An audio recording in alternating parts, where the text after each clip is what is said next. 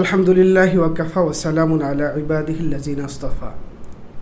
প্রিয় দর্শক, দেশ কিংবা দেশের বাইরে যেখান থেকে খবর সংযোগ দেখছেন, আলোকিত রমজান ও দৈনন্দিন জীবনে ইসলাম প্রোগ্রামের পক্ষ থেকে আপনাদের সকলকে জানাই পবিত্র মাহে রমজানের শুভেচ্ছা ও রমজানুল মুবারক। আমরা জানি রমজান একটি পবিত্র মাস। এ মাসে মহান আল্লাহ রাব্বুল আলামিন মুমিনদের জন্য অগণিত ফজিলতের বিষয় রেখেছেন। এই ফজিলতের বিষয়ে আমরা কোথা থেকে পাই? এর অনুধাবন, গুরুত্ব, তাৎপর্য সব আল্লাহ রাব্বুল আলামিন পবিত্র কোরআনে বলেছেন। আল্লাহ পাক বলেছেন, ইয়া আইয়ুহাল্লাযীনা আমানু কুতিবা আলাইকুমুস সিয়াম কামা কুতিবা আলাল্লাযীনা মিন ক্বাবলিকুম লাআল্লাকুম তাত্তাকুন।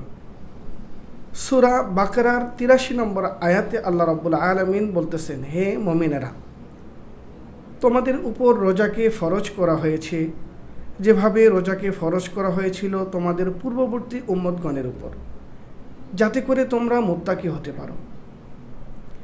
তার মানে বোঝা গেল রোজা মানুষকে মুত্তাকি বানায়। কিন্তু আমরা দৈনন্দিন জীবনে কি দেখি? দৈনন্দিন জীবনে আমাদের পরিবর্তনটা আসে কিভাবে?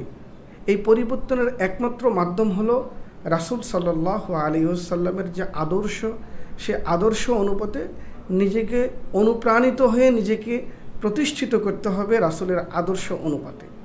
তাহলেই আমরা আমাদের জীবনকে আলোকিত করতে পারবো এবং রমজানের যে গুরুত্ব এবং ফজিলত রয়েছে এর মাধ্যমে নিজেকে আত্মশুদ্ধি করতে পারবো। কারণ রাসূলুল্লাহ সাল্লাল্লাহু আলাইহি ওয়াসাল্লাম হাদিস কুদসির মধ্যে বলেছেন, লিকুল্লি আমালিন কাফারাতুন ওয়া সাওমু লি ওয়া আনা আজজি বি।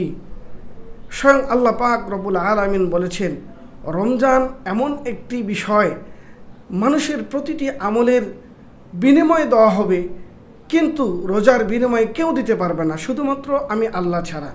হাদিস কুদসিতে বুখারীর মধ্যে রাসূলুল্লাহ সাল্লাল্লাহু আলাইহি ওয়াসাল্লাম স্পষ্টভাবে আমাদেরকে এই শিক্ষা দিয়েছেন, যাতে করে রোজার যে গুরুত্ব এটা বোঝানোর জন্যই বলা হয়েছে। রোজার ফজিলতের মানদণ্ড হিসেবে নিয়ে আসা হয়েছে হাদিসে এই কুদসিকে। কেন? কারণ হলো আমরা যারা রোজা রাখি এর বিনিময়ে আমাদেরকে কেউ দিতে পারবে না, কেবলমাত্র আল্লাহ পাক রব্বুল আলামিন আমাদেরকে এই বিনিময় দিবেন, এবং সেটা হলো কিয়ামতের ময়দানে দিবেন। হযরত আবু হুরায়রা রাদিয়াল্লাহু তাআলা আনহু থেকে বর্ণিত আছেন, ইজা কানা আউয়ালু লাইলাতিন মিন শাহরি রমাদান, যখন রমজানের প্রথম রাত্রি আসে তখন তো শয়তানদেরকে শৃঙ্খলাবদ্ধ করা হয়। সুফিদাতে শায়াতিন ওয়া মারাদাতুল জিন্নি, জিন এবং শয়তান এদেরকে শৃঙ্খলাবদ্ধ করা হয়। কেন করা হয়? যাতে করে এই রমজান মাসে মানুষের মধ্যে কোনো ফিতনা ফাসাদ ছড়াতে না পারে। হযরত আবু হুরায়রা রাদিয়াল্লাহু তাআলা আনহুর যে হাদিসটি আমরা শুনলাম, এই হাদিসের শেষাংশে বলা হয়েছে, অগুল্লিকাত আবওয়াবুন নার, এবং জাহান্নামের যে দরজা রয়েছে এই দরজাগুলো রমজান মাসকে এলে পরে বন্ধ করে দেওয়া হয়। আর কি করা হয়? অফতিহাত আবওয়াবুল জান্নাহ, আর জান্নাতের যে দরজাগুলো রয়েছে এই দরজাগুলো খুলে দেওয়া হয়। লাম ইউগলাক মিনহা আবওয়াব, যতদিন পর্যন্ত রোজা থাকবে এই দরজাগুলো আর কখনো বন্ধ করা হবে না।